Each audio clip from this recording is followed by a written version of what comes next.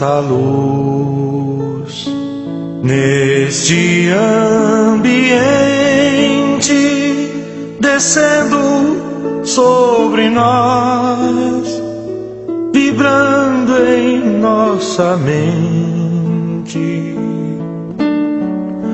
Quanta luz, quando assim em prece minha alma cresce aos olhos de Jesus. Para quem está vindo hoje pela primeira vez, o Coletivo Gerações, ele nasceu ano passado, mais ou menos em meados de setembro, outubro, as primeiras concepções, né? E ele nasceu de uma profunda inquietação nossa, diante de um cenário que a gente estava vivendo. Ele era um cenário de natureza política, um cenário, de fato, isso era no auge das eleições. E quando a gente começou a conversar entre amigos, né, o Fabrício, daqui a pouco vocês vão conhecer, em conversa, todos Fabrício, a gente precisa fazer um fórum social. Então, antes que o coletivo nascesse, nasceu a ideia desse fórum, né, que nós pudéssemos, de algum modo, convergir questões, discussões que estavam, digamos assim, aterradas, né, estavam escamoteadas dentro dos estudos espíritas. E aí, desse modo, logo depois nasce o coletivo, daqui a pouco a gente vai falar nele. Então, sejam todos bem-vindas, bem-vindos. Esse lugar a gente já agradece, né, o que está nos acolhendo, o pessoal que favoreceu aqui, a Casa Eugênia Alencar, conseguiu a nossa estadia aqui, então nós agradecemos muito e agradecemos principalmente a participação de todos. Vamos serenizar agora um pouco os nossos pensamentos, né? Acalmar, entrar em sintonia com aquela música que tocou há pouco tempo, que a gente possa fazer ressoar o Evangelho do Mestre Jesus nesse nosso encontro, levando em consideração a máxima do amor, da paz, da harmonia, da indulgência, e que nós possamos ter nesse encontro, durante o dia de hoje, clareza e discernimento, para poder construir juntos, inventar uma vida pautada nesses elementos do Evangelho. Agradecendo a espiritualidade superior que permitiu esse encontro entre nós, encarnados e desencarnados que aqui se encontram, para que a gente possa se fortalecer na nossa caminhada cotidiana. Fica conosco, Mestre Jesus, espiritualidade amiga superior, hoje, agora e sempre, que assim seja. Então, sejam bem-vindos todos na nossa proposta, inclusive, de tornar o nosso fórum mais inclusivo, né, e mais participativo.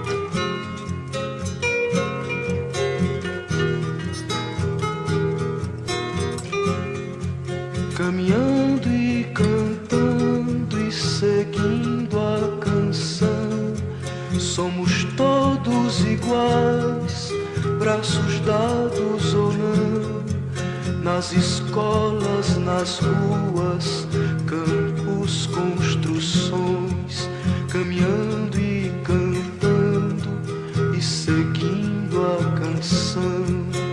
Vem, vamos embora, que esperar não é saber, Quem sabe faz a hora, não espera acontecer. Vem, vamos embora, que esperar não é saber. Quem sabe faz a hora, não espera acontecer.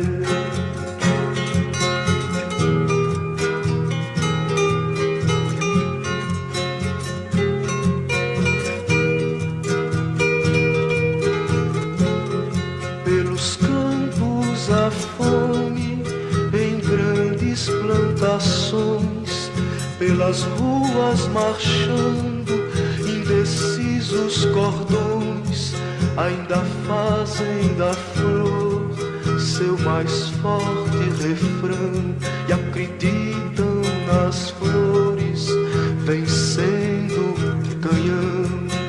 Vem, vamos embora, que esperar não é saber. Quem sabe faz a hora, não espera acontecer. Vem, vamos embora, que esperar não é saber. Quem sabe faz a hora, não espera acontecer.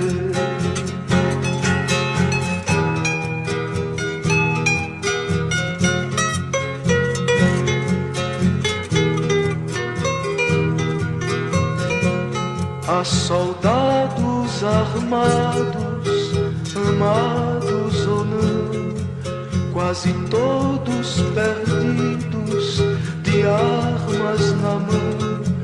Nos quartéis lhes ensinam uma antiga lição de morrer pela pátria e viver sem razão. Vem, vamos embora, que esperar não é saber. Quem sabe faz a hora, não espera acontecer. Vem, vamos embora, que esperar não é saber. Quem sabe faz a hora, não espera acontecer.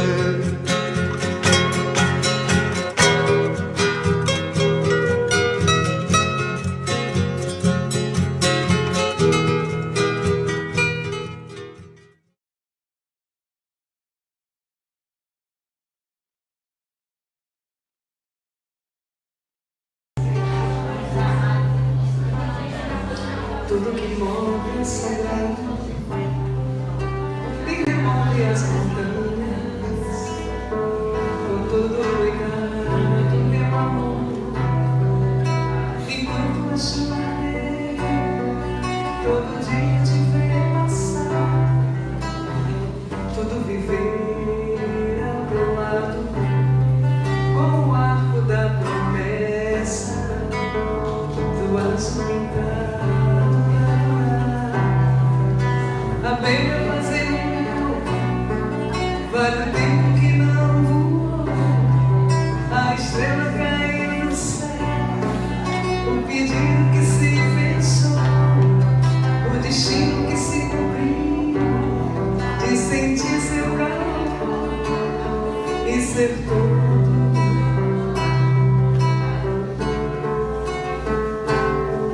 Todo dia de viver para ser o que for e ser todo.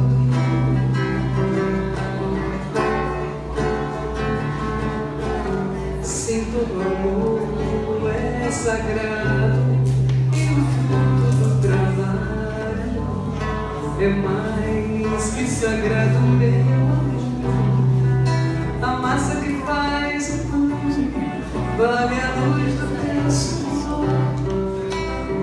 Lembra que o som é sagrado e alimenta de horizontes o tempo acordado de viver, no inverno te proteger, no verão sair pra pescar, no outono te conhecer, primavera poder debochar, no vestido me derreter, pra na chuva dançar e andar junto.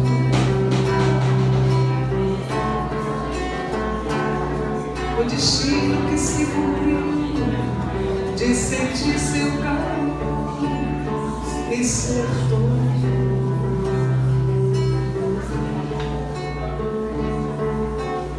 Sinto do amor é sagrado, sinto do amor é sagrado, sinto do amor é sagrado.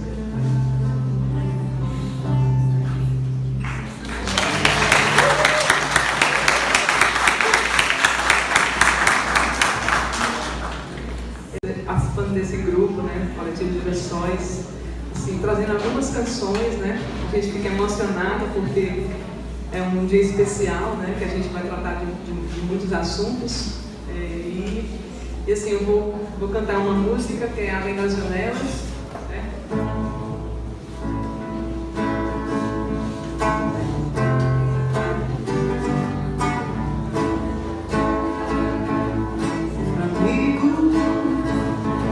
Abra os olhos e bom dia, acorda e faça parte da manhã.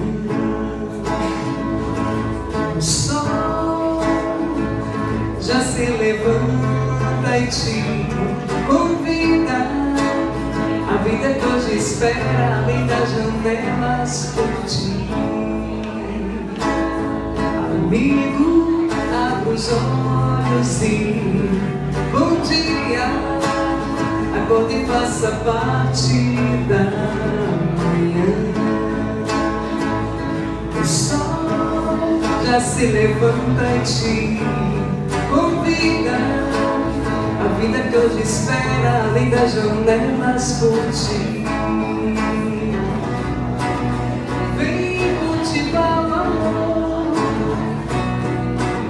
no coração sofredor, cante uma bela canção para quem precisa o perdão.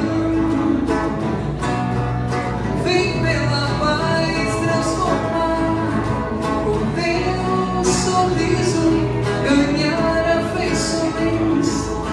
Há tanta gente que precisa de nós. Escute sua voz, deixe essa luz te guiar por onde essa estrada levar. Tenha os olhos o amor de Jesus.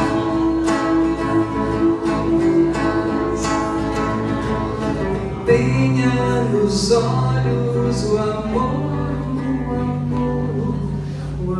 de Jesus.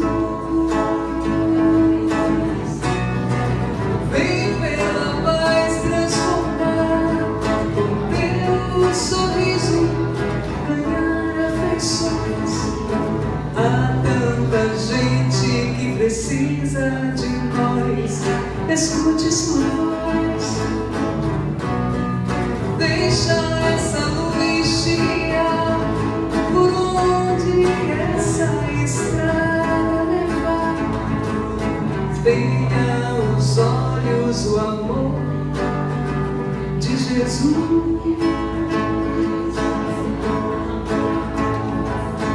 Tenha nos olhos o amor de Jesus.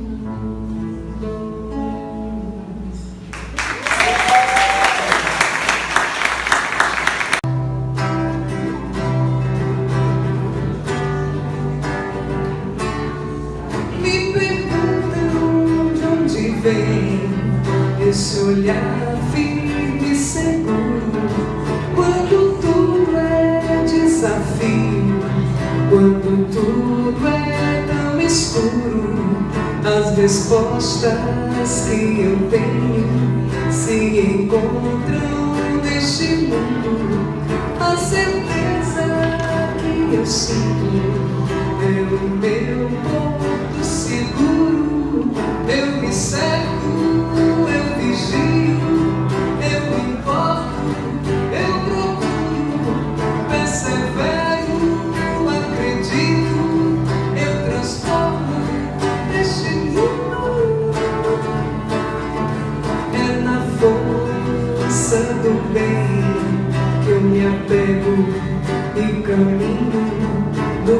poder que mantém meu coração protegido, e não há nada a temer, pois a força do bem é o maior poder. E não há nada a temer, pois a força do bem é o maior poder. Pois a força do bem é o maior poder.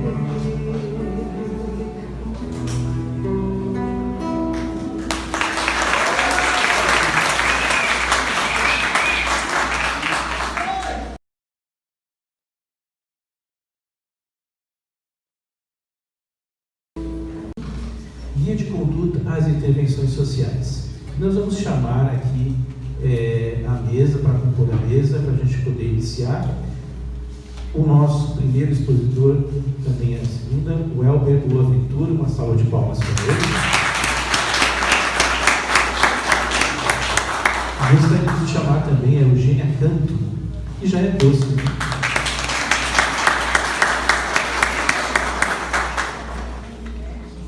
Então, nós vamos dar início a essa fala de hoje.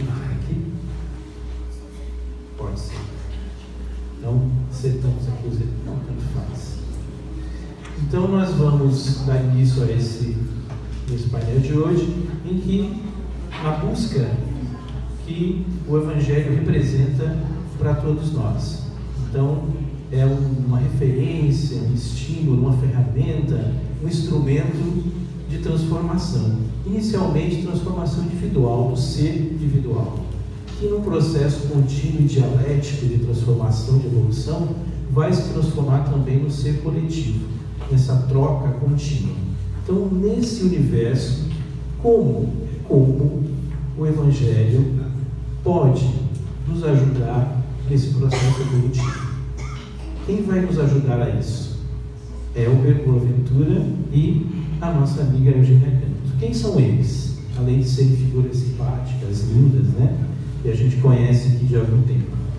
Então, para que a gente tenha essa informação, para aqueles que não conhecem, primeiro vamos apresentar então o Elber Boaventura. Esse senhor aqui, bonito, simpático, né? Todo mundo conhece. Então, o Elber é um trabalhador do Centro Espírita Francisco de Assis e também da Casa Espírita Flor do Bem. Ele atua no NEP, Ceará, que é o Núcleo de Estudos e Pesquisas do Evangelho, e atua também na área da família da Federação do Espírito do Ceará, da FEC, além de fazer parte do coletivo Gerações. Estamos aqui. E aqui ao nosso lado, né, fazendo um paradigma com os debates, Eugênia Canto. É trabalhadora do Grupo Espírita Casa da Sopa, do Centro Espírita João Evangelista, e também atua como trabalhadora da Federação Espírita do Estado do Ceará, além de fazer parte do coletivo Gerações. Então, nós teremos a dinâmica como foi no primeiro debate, que é a exposição de 20 minutos cada um deles, iniciando aqui pelo Elber Boaventura, e depois a Eugênia Canto fará a exposição dela.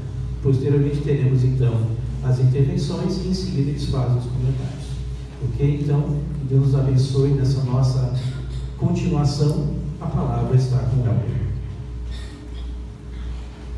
Bom dia, amigas e amigos. Esse não é o despertar literário, não, esse foi mais cedo. Muito bem-vindos mais uma vez ao primeiro Fórum Social Espírita do Coletivo Gerações, que se fique registrado sempre. Espíritas pelo bem comum. E a gente aqui mais uma vez gostaria de agradecer a presença dos amigos que vieram de Recife, pessoal do Ágora, Alexandre, Marcó, tiveram fazendo a apresentação ontem à noite lá no Cefa, falando justamente sobre a ferramenta da educação no combate à homofobia, muito interessante. E na parte da tarde nós teremos também o Alexandre fazendo esse trabalho também, discutindo essa questão de gênero, né? Convite para que vocês também participem. Pronto, Fabrício? Continuando? Pode seguir? Muito bem, eu queria, antes da gente começar o tema, vocês estão, uma parte de vocês já estão mexendo na camisa, lá nós temos o souvenir pelo quadrinho. Não por acaso, esse símbolo que nós fizemos para a camisa, ele registra um momento fundamental na nossa identidade como grupo. Tá? Até esse primeiro encontro que aconteceu às vésperas da eleição no final do ano passado, nós éramos um grupo virtual, tá? E que tínhamos como principal eixo de atração, nós orbitávamos pelas reflexões que diariamente acontecia, como continua acontecendo, do Evangelho todo final de noite, de todos os dias, às 22 horas. Isso é o que nos identifica como grupo. Sempre foi assim. Tá? O coletivo ele surgiu na ideia de tratar de nós. Estávamos muito machucados com o que estava acontecendo. Estávamos muito machucados com os nossos companheiros de casas que embandeiravam propostas diametralmente opostas do que diz o nosso mestre, principalmente no que a gente tem do Evangelho segundo o Espiritismo. Então esse girassol, ele marca um dos momentos do nosso encontro, nosso primeiro encontro lá na praça Bairro de Fátima, em que nós estávamos em um grande ciclo. Nós éramos tantos, mais de 170, que nós precisávamos fazer círculos concêntricos e ninguém soltava a mão de ninguém. E quando nós fazíamos isso, aconteceu algo impressionante. Nós estávamos ali num clima de paz e de uma felicidade muito grande, com canto, e pouco antes daquele momento, já tem gente emocionada aqui lembrando disso, via vindo, descendo a avenida 13 de Maio, passando em frente da igreja, um carro de som, estava tendo uma carreata dos nossos outros amigos, né, do outro lado, e que no momento em que eles chegaram, parecia que nós tínhamos sido invadidos por uma alcateia de lobos espirituais que pareciam querer nos devorar. E nessa hora que nós nos assustamos com a gritaria, o silêncio foi a nossa proteção, porque nesse momento nós apertamos a mão mais forte, e quando todos disseram, ninguém solta a mão de ninguém. Nós perdemos uma eleição, mas nós tivemos a vitória moral, e essa ninguém tira da gente.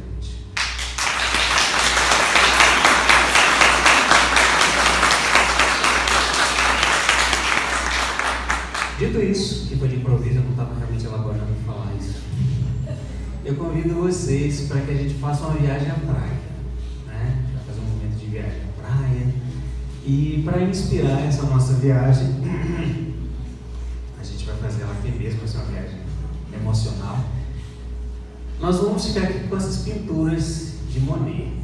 Essas pinturas foram feitas por Monet nos anos de 1870, na região da Normandia, ali os Cliffs, né? Ele estava ali na região da Normandia,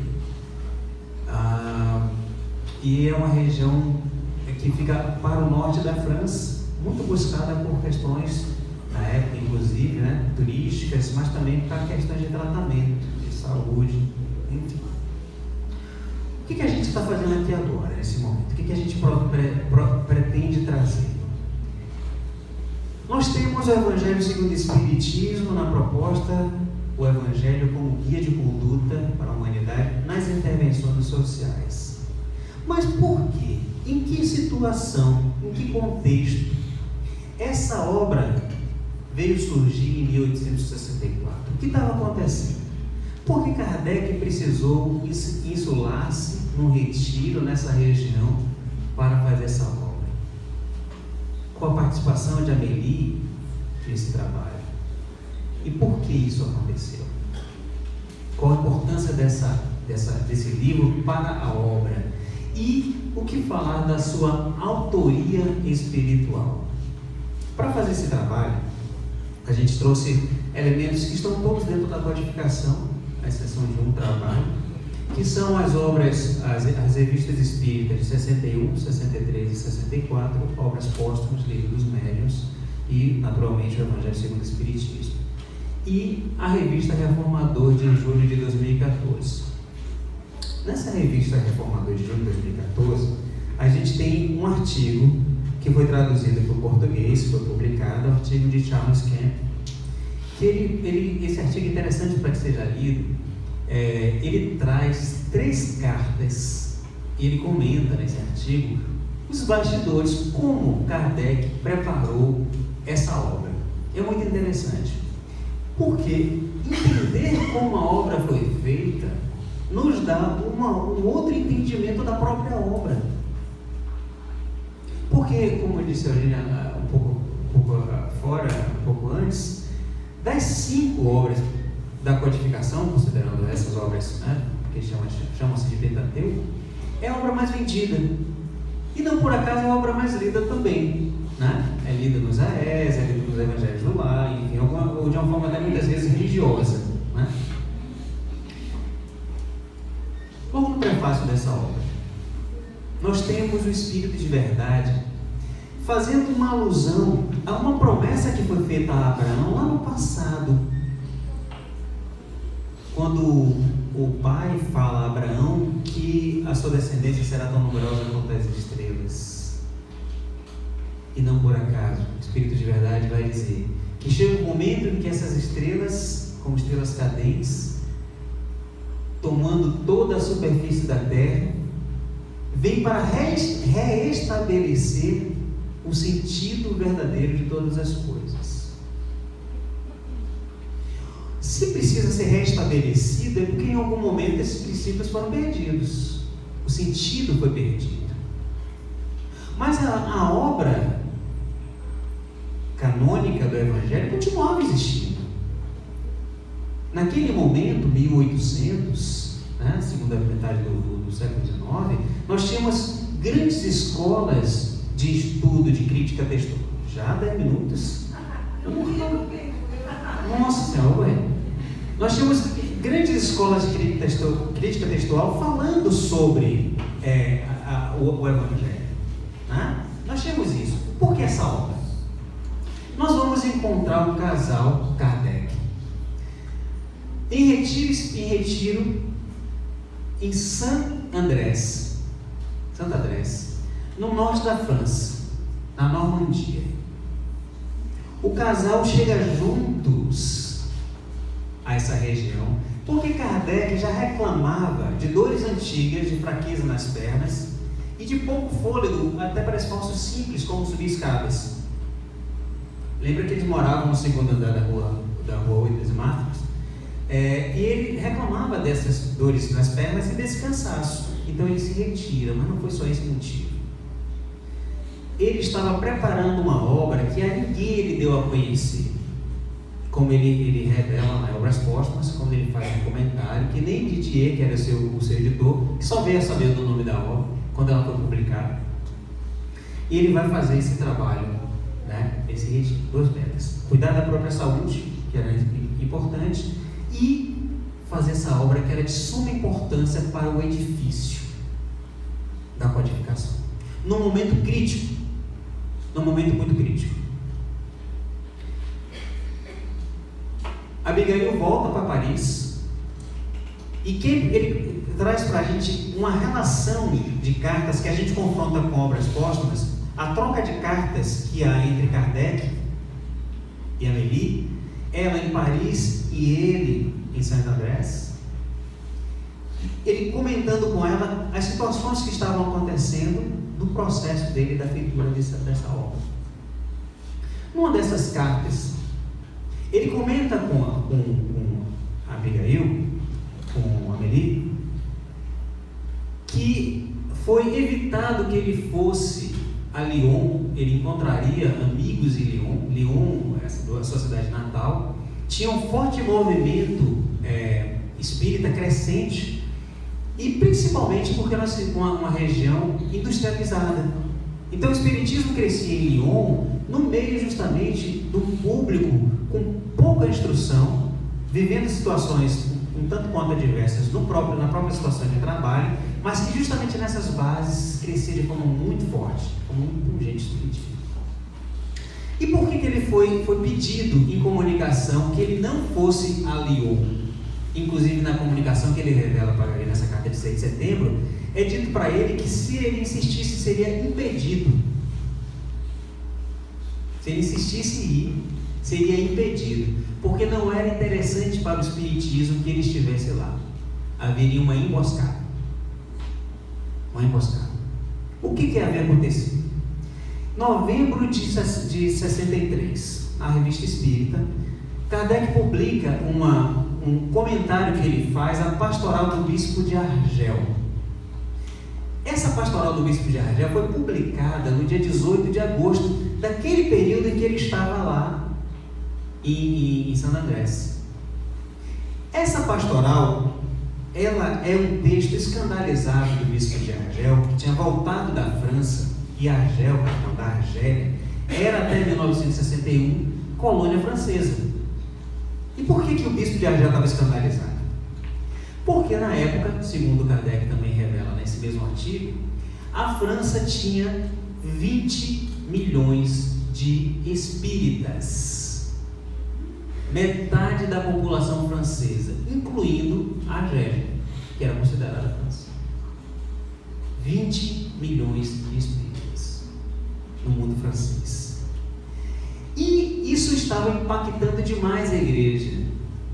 Tanto que o Bispo de Argel, como ele comenta, eles não se preocuparam tanto com a obra de Renan, que fala do Cristo, que deu a ideia do Cristo histórico. Renan. Né? Eles não se preocupam tanto, mas estão profundamente incomodados com o Espiritismo, que ele diz que seria obra de astúcia, ilusão ou pior, seria coisa do diabo. Muito bem. Por que estão trazendo isso? Porque esse era o contexto em que estavam vivendo os espíritas na época. Um confronto feroz, um ataque feroz da igreja naquele momento, que inclusive incitava até que eles não pudessem ter acesso às próprias igrejas. Um confronto realmente. Mas Kardec está cumprindo uma obra, a redação de uma obra que tem sido orientada espiritualmente por uma série de espíritos e, sobretudo, por um espírito que foi dado a ele conhecer em março de 56, ele também traz isso nas obras póstumas, que discretamente usou para ele o nome de A Verdade. Esse espírito, muito ocupado, só teria disponibilidade para ajudá-lo na obra, isso 7 anos antes, durante 1/4 de hora, uma vez por mês. Quem pode ser tão ocupado no plano espiritual para só poder disponibilizar 15 minutos por mês para tratar da obra mais importante da humanidade naquele momento? E é interessante porque a série de mensagens, a que vem de 9 de agosto e a de 14 de setembro, dos espíritos que comunicam 5 minutos.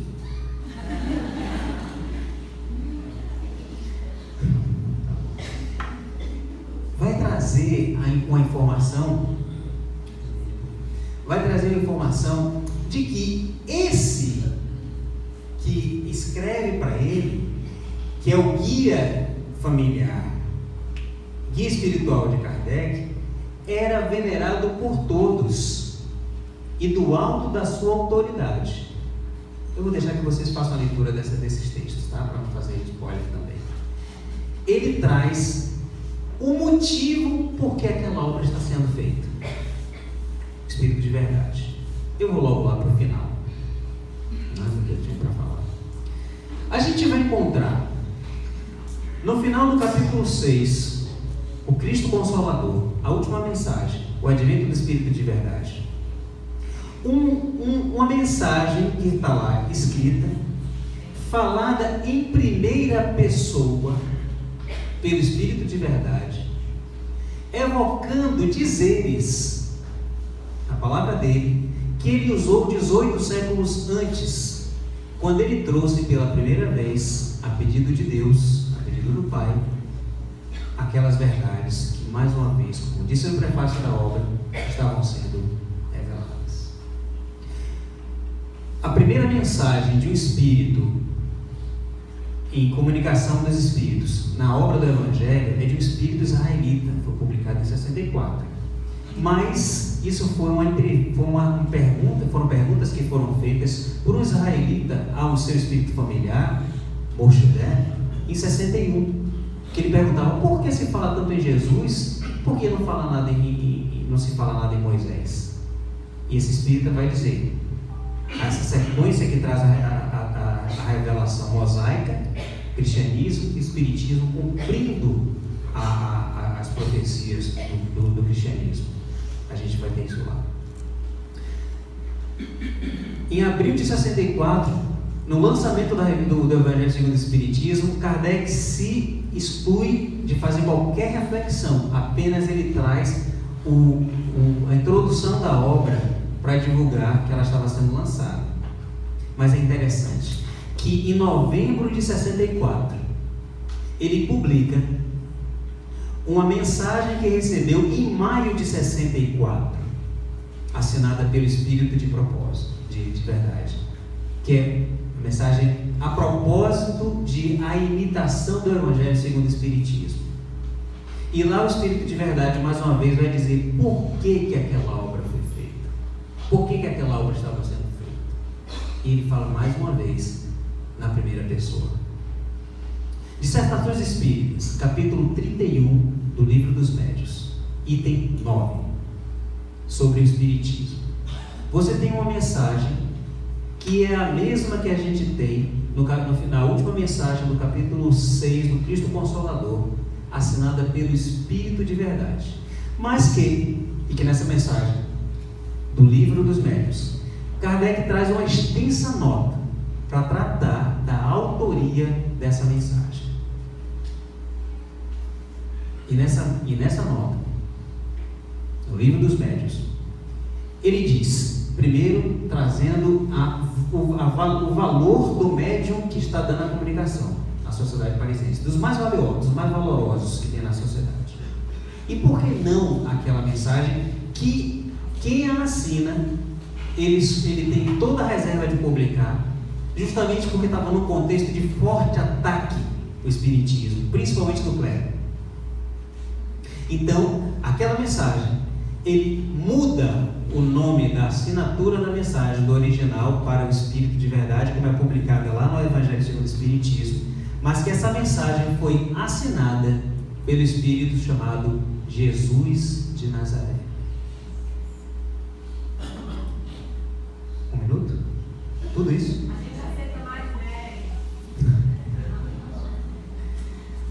Gente, vai ter a parte de vocês, né? Na parte final.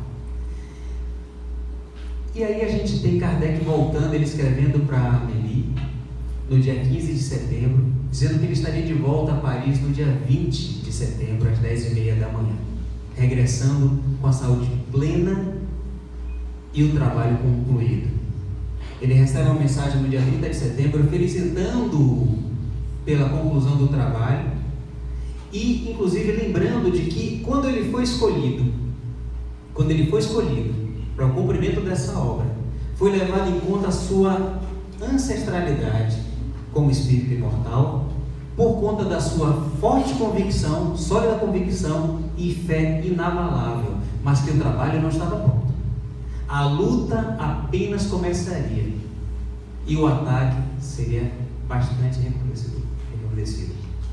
Então precisava, naquele momento em que o andaime da obra estava sendo retirado e já se podia visualizar a cúpula do edifício,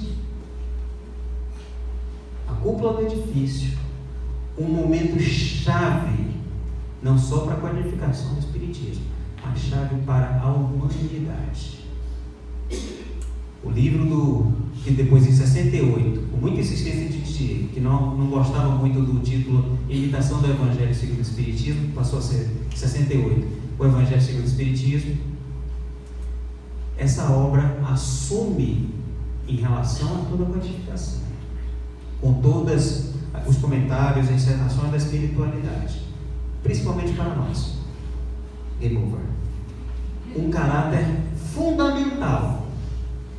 Caráter esse que, como eu disse no início, nos identifica enquanto coletivo de gerações. Porque se nós buscamos o bem comum, esse bem tem que incluir a todos. Todos. Obrigado.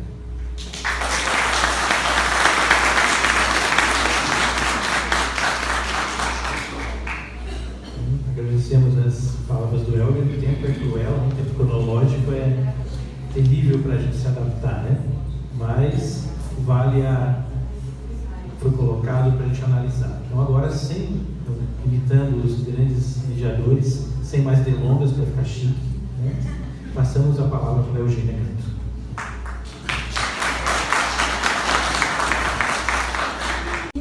Amigas, então o tema que nos foi confiado, o Evangelho do Cristo, guia de conduta das intervenções sociais. No nosso entender, importa saber o que são intervenções sociais. Quando a Lídia me passou essa temática, imediatamente chamou minha atenção a expressão intervenções sociais. E eu pensei, eu não sei o que são intervenções sociais. Como a Lídia é socióloga, parece que é um termo técnico e eu vou atrás de saber. Então eu fui pesquisar e trago aqui para vocês, peço permissão para ler. Conceito de intervenção social.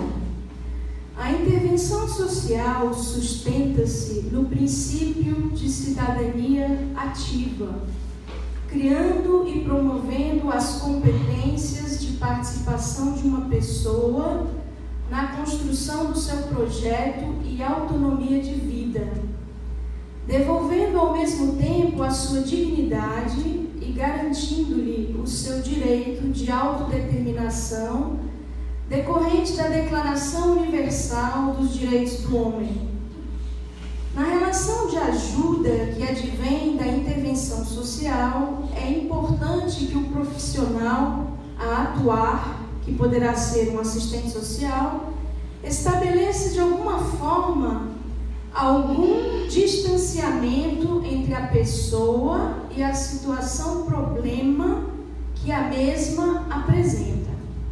E eu negritei essa parte e vou repetir. Algum distanciamento entre a pessoa e a situação problema que a mesma apresenta. Este distanciamento é importante como forma a garantir o reconhecimento de cidadania da pessoa pelo profissional. A intervenção social suporta-se essencialmente numa relação de respeito mútuo, em que a pessoa, também denominada de utente, tanto é ator e sujeito na sua própria intervenção, que tem os seus direitos e deveres enquanto cidadão. Geralmente as intervenções sociais são centradas sobre as pessoas e visam essencialmente a valorização das suas capacidades e competências, de forma adequada e adaptada e ao ritmo de cada um. Bem, o Evangelho do Cristo como um guia de conduta às intervenções sociais. Então nós pensamos inicialmente, assim que recebemos essa temática, ligeiramente nos ocorreu tratar da prédica primeira do Cristo e da derradeira, o Sermão do Monte e o Sermão Profético. O Sermão do Monte parece-nos uma linguagem mais simples e mais direta. O Cristo inicia com as bem-aventuranças, depois lembra ele aos discípulos, e por que não dizer a nós mesmos, que somos o sal da terra, a luz do mundo, e brilha a nossa luz. Em seguida, contrapõe a lei antiga à nova, traz novos ditames que são mais sofisticados, mais desafiadores, mais refinados, porque não basta amar o amigo e odiar o inimigo, nós devemos amar também o inimigo. E segue o sermão com passagens que se tornaram aforismos, como diz Kardec no início, na introdução do Evangelho segundo o Espiritismo. É um sermão longo, mas ele é bem direto. E aqui fazemos uma pequena observação de que esse sermão, ele deu ensejo a quase todos os 28 capítulos de O Evangelho segundo o Espiritismo, cuja gênese o Elber tão bem explicou. Em todos os capítulos, praticamente, do Evangelho segundo o Espiritismo, nós achamos resquícios, rudimentos de O Sermão da Montanha, quando não, trechos dão título aos capítulos, né? Não saiba a mão esquerda, o que dá à direita, amai os inimigos e outros. E as próprias bem-aventuranças que dão nome a alguns capítulos no início do Evangelho segundo o Espiritismo.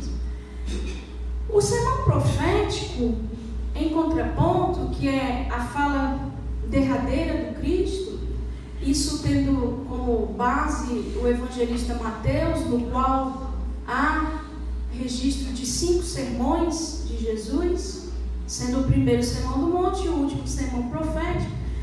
Esse último, ele é eivado de simbolismos. E então eu fui buscar auxílio com aqueles que sabem mais de Novo Testamento, de Evangelho do que eu.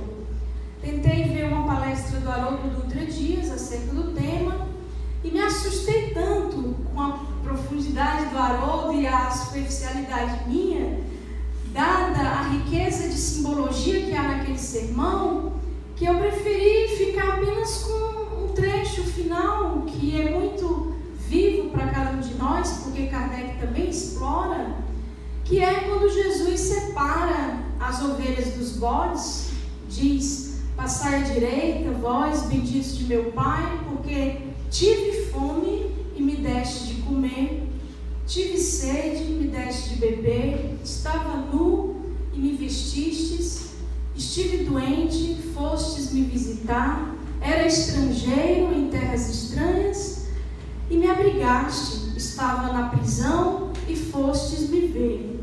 E então os benditos perguntam: mas Senhor, quando foi que nós te vimos com fome, com sede, desabrigado, nu, na prisão, doente, em terras estranhas? E Jesus responde que cada vez que fizeram a cada um dos pequenos, foi a Ele que fizeram. Então pareceu-nos importante realçar esse caráter que Jesus traz da não dissociação, da não separação entre nós, criaturas divinas.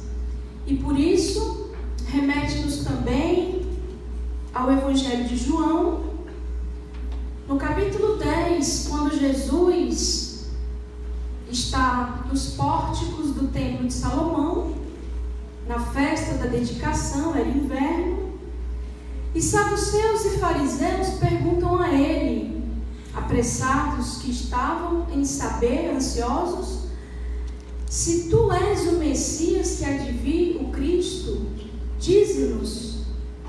Jesus diz então que se as suas obras não davam conta de atestar da sua origem, nada mais daria. O diálogo prossegue e Jesus diz algo que para nós é talvez uma das passagens mais sublimes do Novo Testamento, em que ele diz assim: eu e o Pai somos um. Imediatamente, os ortodoxos de então, fariseus e saduceus, num prurido, num alarido desnecessário, pegam pedras para apedrejá-lo e dizem que ele merece a pena capital dos judeus, que era o apedrejamento. A dos romanos era a crucificação. E Jesus então pergunta: mas por quê? Por qual das minhas obras quereis vós me apedrejar? E eles dizem: por nenhuma, mas porque tu blasfemas, sendo homem, fazes-te Deus. Jesus então diz: ora, mas já não estava escrito na vossa lei? Aspas, eu disse, vós sois deuses? Fecha aspas. Ele faz alusão ao Salmo de Asaf, Salmo 82, no qual está literalmente escrito: eu disse, vós sois deuses. Com isso, Jesus faz da união com o Pai, o Criador, e da união entre nós, criaturas, uma unidade. Por que nós trazemos isso? Porque todo ódio, toda dissensão, toda separação, ela é aparente. Ela é defeito de visão. Ela é própria do nosso estágio evolutivo, no qual a nossa percepção da realidade é fragmentária, enquanto a realidade mesma é una, é indivisível, é, numa linguagem moderna, quântica. A nossa percepção nos divide, nos aparta. E aí nós gostaríamos de lembrar um dos grandes comentadores do Evangelho, do Novo Testamento, das Escrituras Sagradas, no meio espírita, que é Emmanuel. E Emmanuel, pela psicografia sacrossanta do Chico, ele nos traz essa não dissociação em palavras muito belas. Vou ler apenas alguns trechos, mas quem quiser ler em casa, está na mensagem Pai Nosso, do livro Fonte Viva, é a mensagem 77. Emmanuel vai dizer assim: todos os triunfos e fracassos que iluminam e obscurecem a terra pertencem-nos de algum modo. Os soluços de um hemisfério repercutem no outro. A dor do vizinho é uma advertência para a nossa casa. O erro de um irmão examinado nos fundamentos é igualmente nosso. Então Emmanuel corrobora a percepção da essência, que é indivisível, que é una,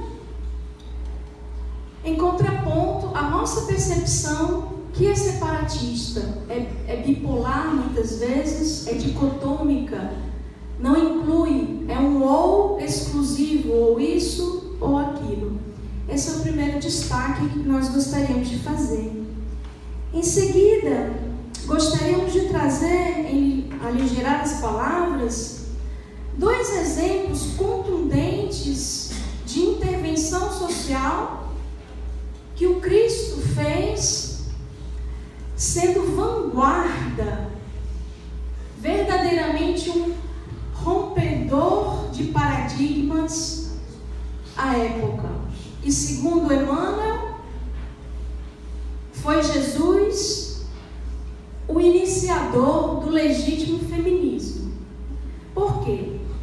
A mulher, à época do Cristo, na sociedade judaica de então, e aqui nós estamos em débito com o confrade mineiro Wesley Caldeira, que escreve numa obra sublime da Manjedoura Emaús, um capítulo inteiro devotado às discípulas. Ali, ele nos esclarece que à época de Jesus, a mulher é uma mercadoria. Ela não podia sair em público sem o véu, mas não só isso, ela não tinha atuação nenhuma na vida pública. Era confiada à mulher apenas a atuação na vida doméstica. Mas é de estarrecer os dados que eu li ali, que eu não imaginava que fosse tanto. A mulher era não só alijada da vida pública, como também no âmbito religioso, não era dado à mulher o ensino da lei. A ponto de o Rabino Eliezer, no ano 190 aproximadamente, já da era cristã, portanto 190 depois de Cristo, já findando o 2º século depois de Cristo, o Rabino Eliezer dizia: sejam antes queimadas as palavras da lei do que ensinadas às mulheres. A sabedoria que cabe à mulher é apenas a sabedoria do fuso. Fuso era um instrumento de fiar. Quem quer que ensine, são palavras do Rabino Eliezer, quem quer que ensine a lei à sua filha, ensina-lhe obscenidades. Imagina, para o homem não era obscenidade, mas para a mulher sim. A menina, filha, ela até os 12 anos, ela era propriedade do pai, que poderia vendê-la ou explorá-la economicamente. Dos 12 aos 12 anos e meio, era considerada moça, mas ainda vivia sob o jugo paterno. Aos 12 anos e meio, maioridade. Mas se casada, saísse em público sem o véu, o marido poderia repudiá-la sem restituição do dote. No âmbito religioso, no templo, local de sacrifício, e havia apenas um templo, o Templo de Salomão, em Jerusalém. Nas demais localidades havia sinagogas. No templo, a mulher só podia transitar no átrio das mulheres ou no átrio dos gentios. Se tivesse no período da regra, 40 dias sem... no período da regra, não podia visitar o templo. Se tivesse dado à luz a um filho do sexo masculino, 40 dias sem pisar no templo. Se fosse uma filha, 80 dias sem pisar no templo. Na sinagoga era considerada impura, A mulher era considerada impura e o menstro era sinal de impureza. A samaritana, que foi aqui citada na fala do Fabrício, o samaritano era repudiado, odiado, anatematizado pelo judeu. Havia questões aí históricas, geográficas, étnicas, mas a samaritana era considerada impura desde o berço, constantemente em regra, Totalmente excluída. Na sinagoga havia um número X para contar, a partir do qual as pessoas poderiam orar em grupo. Atingido aquele número, oração em grupo. E a mulher não contava. Então a mulher e nada era a mesma coisa. Mas o mais importante desse contexto é que não se podia dirigir a palavra à mulher em público. E os rabinos orientavam os maridos a não falar nem mesmo com as suas esposas. Por que esse detalhe é importante? Porque Jesus dirigiu a palavra à samaritana. A mulher samaritana que se achega ao poço do pai Jacó, na cidade de Sicar. É importante lembrar que Jesus vinha da Judéia em direção à Galileia. Andaram ele e os discípulos cerca de 50 quilômetros. E segundo textos espíritas que lemos, Jesus deliberou passar pela Samaria. Ele poderia ir da Judéia à Galileia pelo litoral, margeando o mar Mediterrâneo, ou margeando o Rio Jordão, ou passando pela Samaria. E ele, judeu, deliberou passar pela Samaria. Encosta-se no poço, os discípulos vão comprar víveres, mantimentos, e eis que surge aquela mulher simples, sofrida, com um cântaro nos braços, encosta-se no poço em silêncio, colhe a sua água, e quando está para retirar-se, aquele homem diz assim: dá-me de beber. A mulher então estaca, surpreendida, e pergunta: como sendo tu, judeu, dirige a palavra a mim, que sou mulher e samaritana? Jesus então, com muita doçura, diz: se tu conhecesses o dom de Deus e soubesses quem é este que te diz, dá-me de beber, tu lhe pediria e ele lhe daria água viva. Ela é um pouco desconfiada, diz, mas tu não tens com que tirar a água, e ademais esse poço é profundo. És porventura, veja a perspicácia dela, né? És porventura maior do que o nosso pai Jacó, que nos deu o poço, dele bebia, dava de beber aos seus filhos e ao seu gado? E Jesus diz assim: ó mulher, quem quer que beba desta água do poço, voltará a ter sede, mas da água que eu lhe der, jamais tornará a ter sede. Ademais, transformar-se-á em fonte de água viva para a vida eterna. Então ela diz: eu quero dessa água. E ele imediatamente diz: vá chamar o teu marido. É interessante porque o diálogo é muito rico, os poucos minutos que dispomos não permitem aprofundar. Nós lemos a interpretação do Frei Beto no livro Um Deus Muito Humano, e Frei Beto chama atenção para o fato de que era um encontro de sedução entre um homem e uma mulher, mas no qual Jesus, o varão, ele não a seduzia no sentido carnal do termo, mas espiritualmente estava tentando seduzi-la para o reino de Deus. É óbvio que a água que ela busca no poço representa o descedentar das necessidades materiais, e a água viva que o Cristo oferta é o descedentar das necessidades espirituais, que quando são de fato atendidas, nós transitamos do berço ao túmulo nessa existência carnal, experienciando as dores, os dissabores, os desafios, mas robustecidos pela fé. Nós gostaríamos então,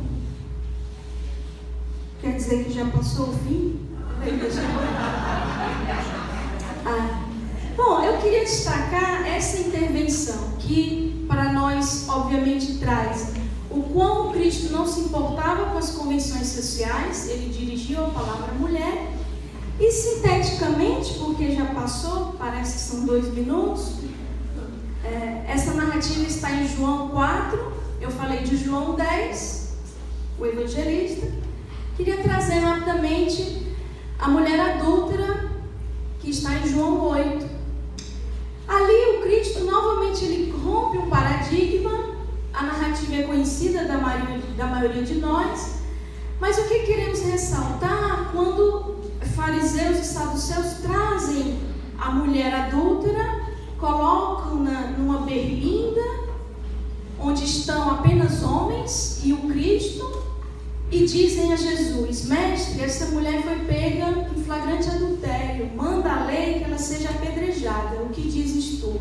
Jesus está num dilema, porque se ele disser não segue a lei, ele está contraditando a sua origem judaica, e se ele diz segue a lei, ele está contraditando a proposta do amor, essência que ele mesmo encarnou aqui na terra. Então ele agacha-se, escreve, e uns dizem que ele escreveu: quem estiver sem erro, sem pecado, pode atirar a primeira pedra. E foram saindo de um em um, a começar dos mais velhos. Ele fica só com a mulher, e nesse instante ele dirige a palavra a ela nesses termos: mulher, onde estão os teus acusadores? Ninguém te acusou, eu também não te acuso, vá e não tornes a errar. O que é que nós gostaríamos de extrair dessa intervenção social, desse momento? Que o tribunal é interno, é íntimo. Esse é o tribunal incorruptível, infalível, implacável, e que ninguém muda as regras. Ele é íntimo e a todos nós nos alcançará.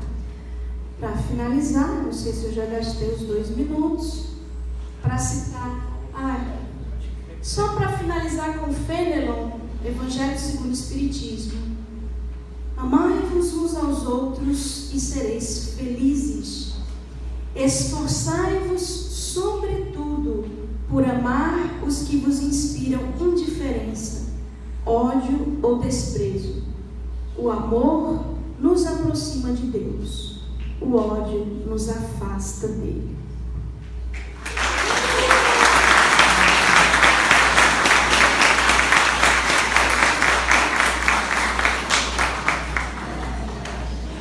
É emocionante. Tem outra palavra para dizer. Então, agora passaremos o segundo etapa, exatamente como foi na primeira mesa, onde nós teremos então, segundo que foi passado aqui, o direito a 4 falas de 3 minutos. E depois, posteriormente, os debatedores falarão de 3 a 5. Por favor, o primeiro pode se dirigir aqui a Lícia. Quem quer falar, por favor, já vem aqui para frente.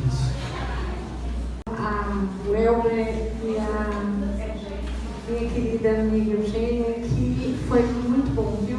Eu estava realmente ansiosa. Eugênia, quando a gente pensou as intervenções sociais, elas não eram tão técnicas assim, mas eu penso que foi legal você ter começado com essa leitura técnica de uma fonte que você deve ter pegado, uma fonte interessante, para dizer que a intervenção social como essa coisa da emancipação.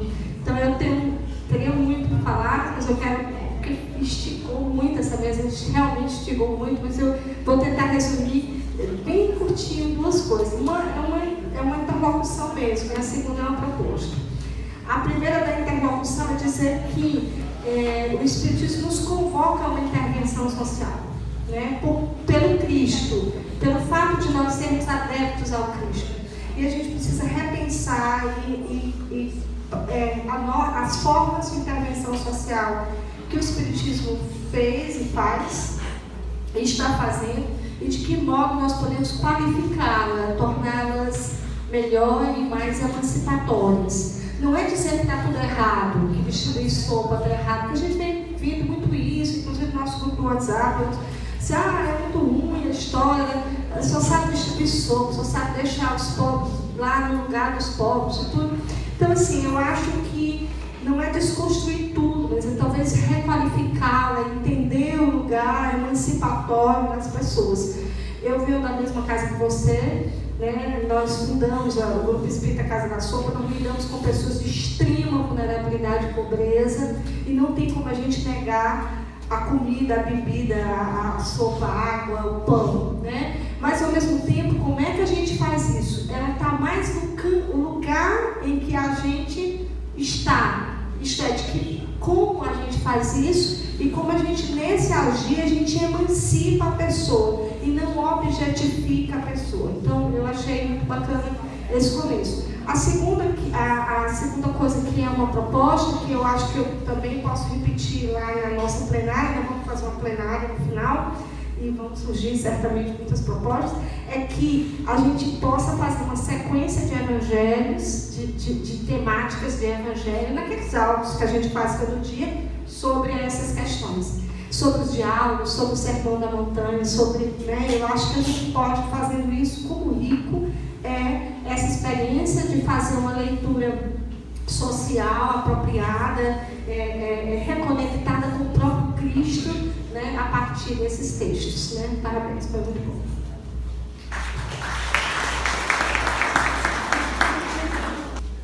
Bom dia a todos e todas. Eu confesso que estou assim extasiado, né, emocionado. Não tinha que falar aqui porque foi de arrepiar, né? Não é encontrar aqui companheiros e companheiras do mesmo ideal, com esse olhar. E o que me chamou muita atenção é a simplicidade do Evangelho, que é tão claro, tão óbvio, que é difícil a gente vivenciar. Compreender essa dimensão, né, que está ali posto de uma forma límpida. A gente trabalhar o Evangelho, né?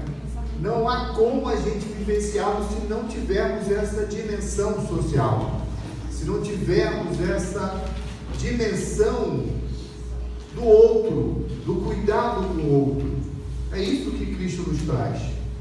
O amor ao próximo não tem como eu não me indignar com as injustiças, não tem como eu não me indignar com a desigualdade. E é possível sim nós colaborarmos com a transformação planetária do mundo de prova para o mundo de regeneração, a gente agindo a partir da nossa realidade concreta, mas sem descurarmos da realidade do outro.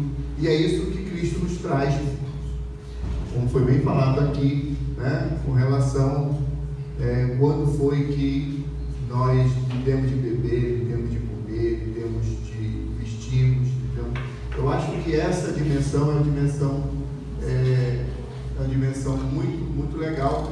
Todos, né, e é fundamental para isso a gente, embora seja simples, é fundamental que a gente estude e tenhamos olho de ver para estudar, porque às vezes a gente não tem olho de ver para estudar e ficamos com os nossos preconceitos, né? A irmã Meire, né, do JEP, começou o exódio, eu também estou fazendo, estou da mesma casa espírita e faço o exódio também, e lá nós estamos estudando lá no início desse estudo, a gente está dizendo isso mesmo, quer dizer, Kardec já nos alertava, e ele, que vivia numa época onde o positivismo estava florescendo, ele nos ajustava para essa visão fragmentada, que a realidade, para concluir, que a realidade nos traz. Então, ele vê isso de uma forma mais complexa, que a gente tem que entender e editar, que a verdade não é facetada, a realidade ela é única, e temos que realmente trabalhar para isso, e desculpa ter me alongado aqui, mas parabéns aí a todos.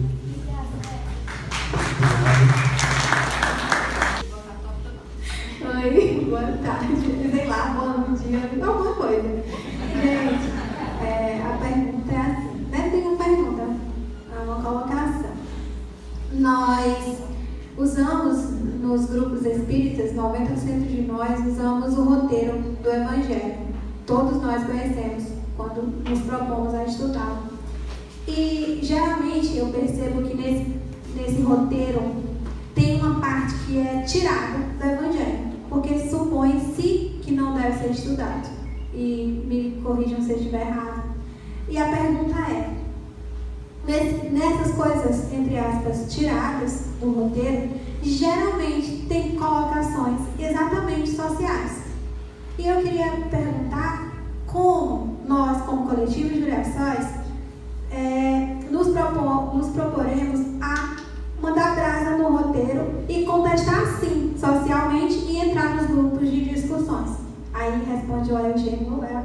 Aí, com eles, a proposta aí. Valeu, obrigada.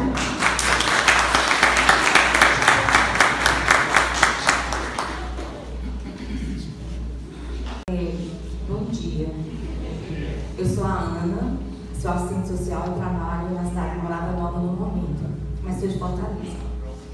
E eu vou me posicionar sobre a questão que ela fez sobre a intervenção social, porque tem a ver com a minha área e é um sofrimento assim que eu carrego já de muitos anos.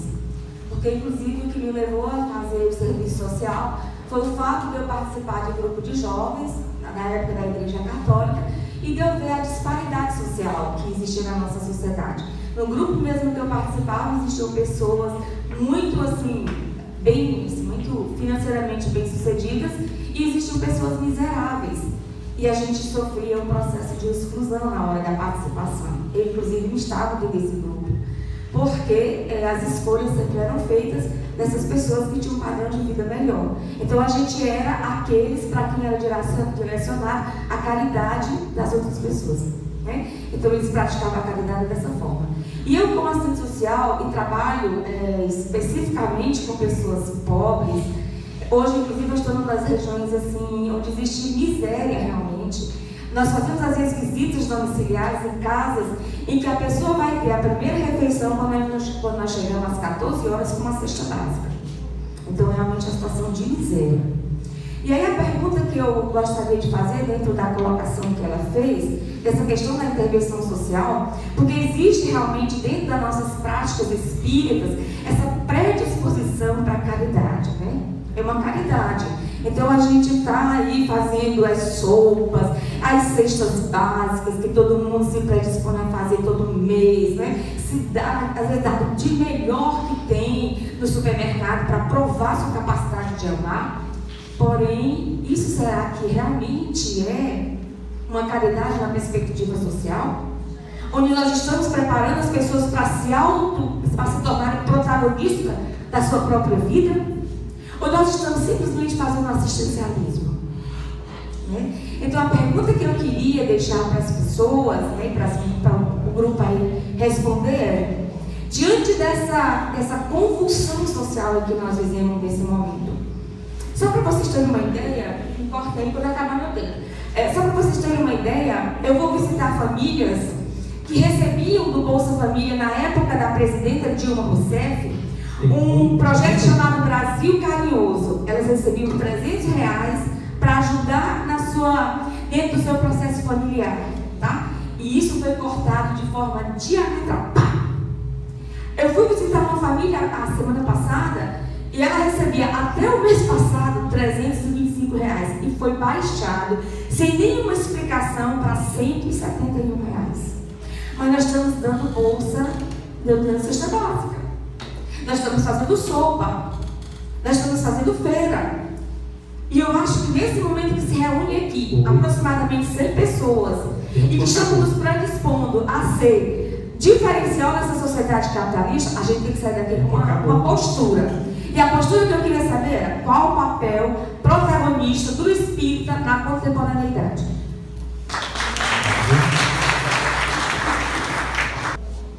Bom dia a todos.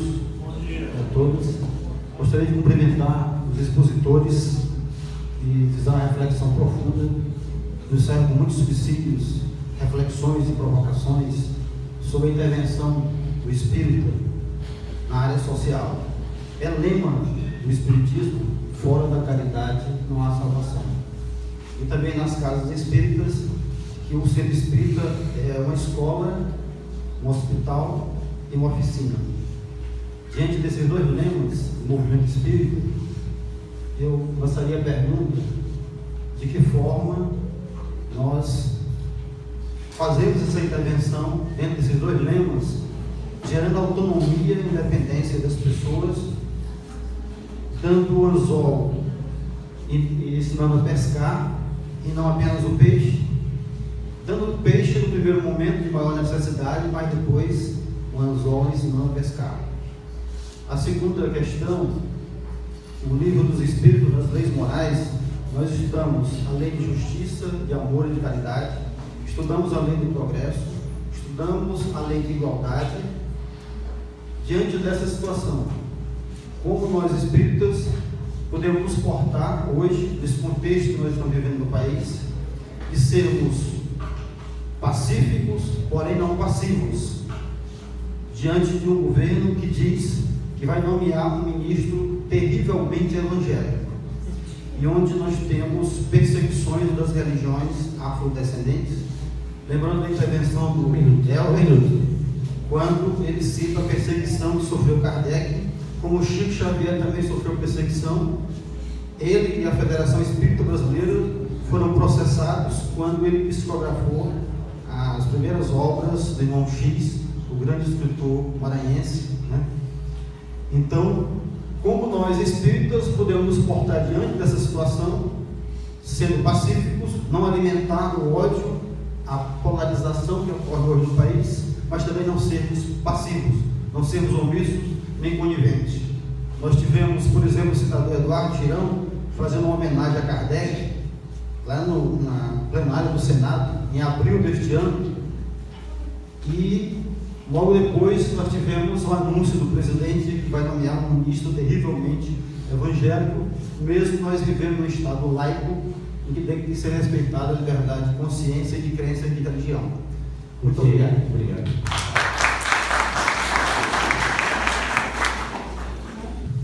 Bom dia.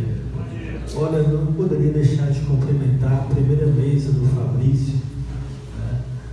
Lídia, da nossa querida Ângela Linhares, Fabrício, cadê a Ângela? Enfim. E como diria o nosso amigo, essa mesa foi de arrepiar. Eugênia, olha que lindo, viu?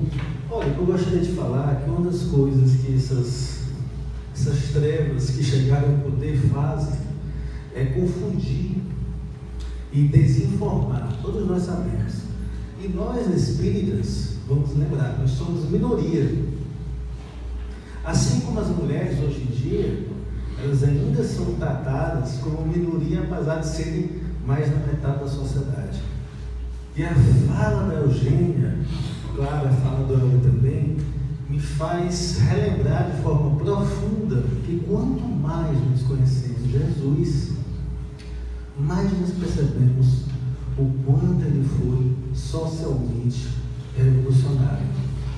O papel do Cristo enquanto o agente maior da emancipação feminina, nós estamos debatendo isso nos nossos movimentos espíritas, o papel da mulher, qual é o papel do feminismo desde o século XIX, quando Allan Kardec trabalhou os nossos primeiros livros. Então eu queria que a mesa comentasse, cumprimentar, um beijo para vocês dois, tá? Que lindo, e falar sobre a questão do feminismo e o papel do espiritismo. Obrigado, Clícia.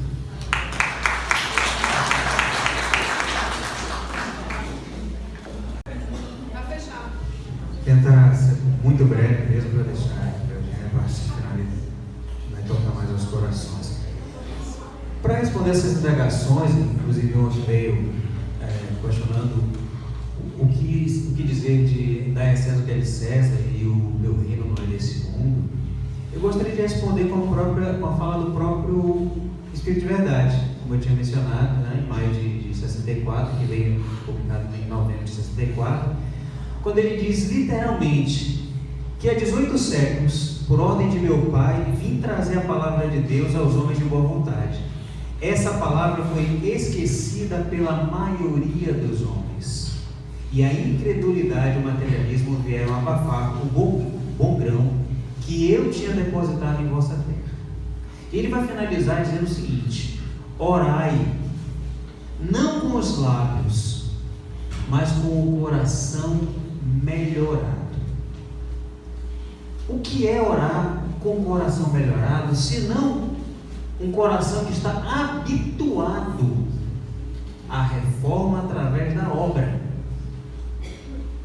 Não é por belas palavras, não é por saber muito teologicamente sobre nada disso. Não se melhora, e por isso que o reino dele não é desse mundo, apenas no jogo da intelectualidade. É preciso pôr o pé no chão, é preciso desenvolver empatia, é preciso saber onde está a dor do outro e reconhecer que essa dor, como disse a Eugênia, quanticamente é minha também. E aí, na defesa de uma bandeira que nós também militamos, a questão da prevenção à morte por autoextermínio, quando nós temos um número pandêmico, não só de sucesso nesse autoextermínio, mas de 20 vezes maior o sucesso, né, as tentativas de autoextermínio, de suicídio, quando a dor do outro, por vários motivos que sejam, seja pela fome, seja pelo fracasso profissional, seja pela indiferença do outro, seja por estar dentro da casa espírita, como disse a nossa colega aqui, e muitas vezes ser discriminado, ser objeto da caridade do meu colega de casa, ou quando muitas vezes, né, não me deixam fazer a leitura e interpretação dos textos que estão lá no Evangelho, que às vezes é retirada do próprio estudo. O que tem dentro do Evangelho que, se for lido dentro de determinadas casas, vai acusar que ali está se dando mais a César do que a Deus? É uma pergunta.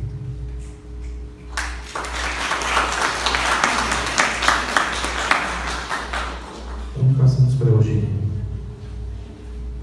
Eu vou tentar responder a Ana quando indaga se é caridade ou assistencialismo, né? Bem, circula aí pelas redes sociais, eu não saberia dizer a autoria, algo como não se deve dar o peixe, mas ensinar a pescar. Eu acho que todo mundo é familiar com essa frase. E aí nós lemos em contraponto a isso que às vezes a pessoa está tão fraquinha, tão caidinha, que ela não vai conseguir segurar uma vara mesmo sabendo pescar. Então ela precisa receber. Eu acho que o desafio nosso é ir além de simplesmente dar. E aí me remeto à elucidação do termo intervenção social que foi lido no início, não é? Conseguir separar a pessoa do problema, a situação que ela enfrenta, no qual ela está inserida. A questão de ser caridade ou assistencialismo depende da forma com a qual nós fazemos aquilo que é feito, né? E eu acho que está claro para todos nós, até a partir da fala da Charmaine aqui no primeiro bloco, que é preciso indagar por que há escravidão e não contentarmos em aplacar a dor da escravidão, para tomar o exemplo que ela cita. Quanto ao dar a César o que é de César, lembremos que, conforme exarado no Evangelho segundo o Espiritismo, César aqui representa nessa passagem, conforme ali explicado, a gerência do mundo, né, o Estado. E lembremos também que o Estado é um resultado das nossas escolhas. Então nós não estamos dissociados do Estado e dos nossos deveres de cidadão. Eu entendo dessa forma. E aí, como nós vamos mudar o que se estabeleceu, né? É um princípio de ação esse fórum. Até já respondendo uma outra pessoa, acho que é o Alan Sérgio, que pergunta como agir, né, para modificar, sendo pacífico, sem ser passivo. A iniciativa do fórum é uma iniciativa contundente, no meu entender, né, que já dá um passo nessa direção, mas podemos exercitar nas relações interpessoais nossas, na casa espírita, numa casa espírita que por alguma razão segue um roteiro. Eu fiquei na dúvida que roteiro é esse. É o roteiro da Boa Nova? A pessoa que indagou. O roteiro da Boa Nova, né? Aquele verdinho.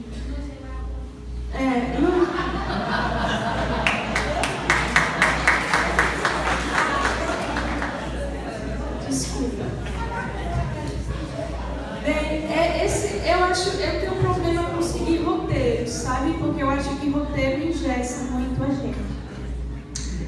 Ficou faltando aqui uma outra parte da pergunta que veio pelo Zap. Meu reino não é deste mundo. Eu acho que essa frase, se alguém me corrige se eu disser errado, parece que Jesus respondia a Pilatos, que perguntou se ele era rei. És rei? Ele diz, tu dizes, né? Mas meu reino não é deste mundo. Então, eu acho que aí, no caso, a palavra reino configura o reino como entendemos aqui na Terra. Reinado, onde há soberanos e subalternos, onde há aqueles que mandam e aqueles que subjugam, aqueles que exploram e aqueles que são explorados. Nesse sentido, o reino dele definitivamente não é deste mundo. Agora, eu particularmente entendo que o reino de Deus será estabelecido nesse mundo a partir das nossas ações. É uma meta, é um devir evolutivo nosso, para transformar esse mundo num reino de Jesus. Também a não reificação, né? Porque aí se você coloca para esse mundo, você objetifica a relação.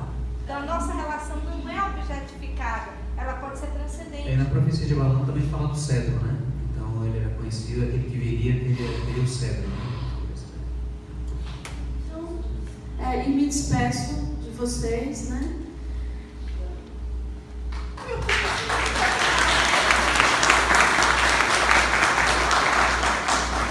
Então, primeiro agradecer esses dois.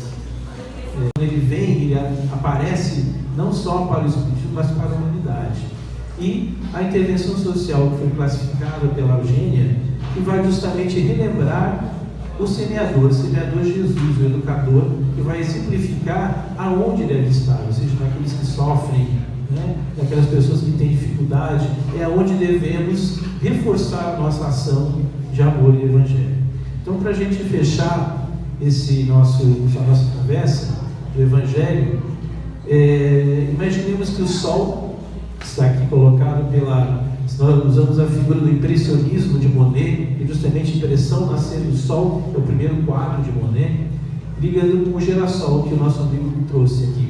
Então, que o sol do evangelho, do Cristo, impressione nossa alma e nosso coração.